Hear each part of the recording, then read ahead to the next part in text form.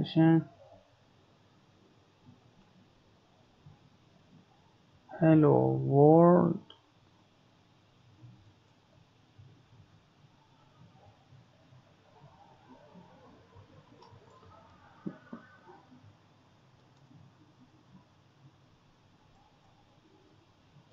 اینو میذارید دوره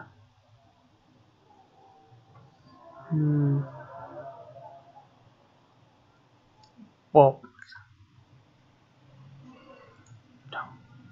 حالا ما بعدی حالا اینجا میام میگیم print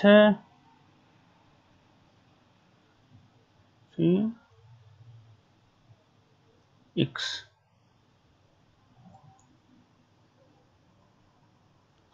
حالا میگیم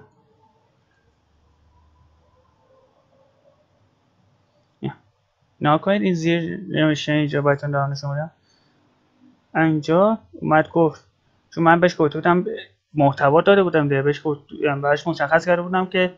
این محتوا داخل این کاراکتر هست بعد این گفته بودم این کاراکتر رو چاپ کن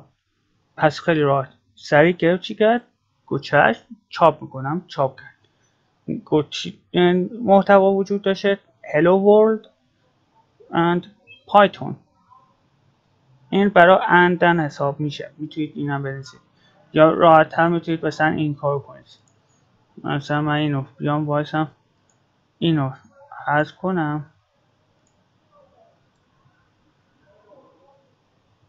اینجوری بنویسمش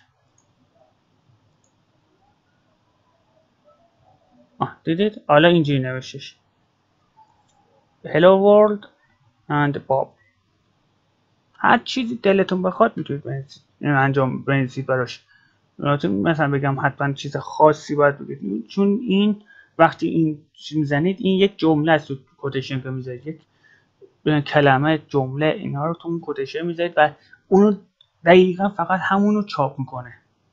کار دیگه اش نمیکنه فقط داش تصویر دارید چاپ کنه چاپ میکنهش تموم شد هیچ کاری دیگه انجام نمیده خب خوشحالم از اینکه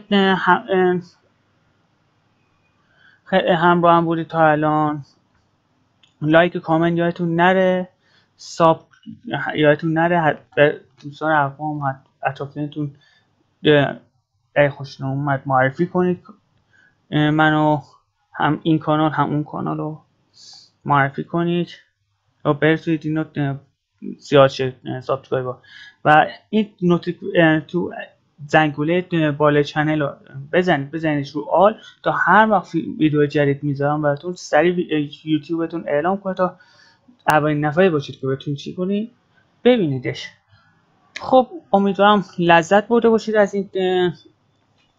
قسمت اول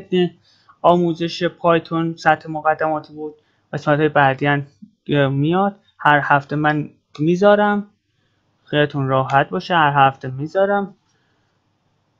خب ممنون که دیدید تا دیدار بعد بدرود.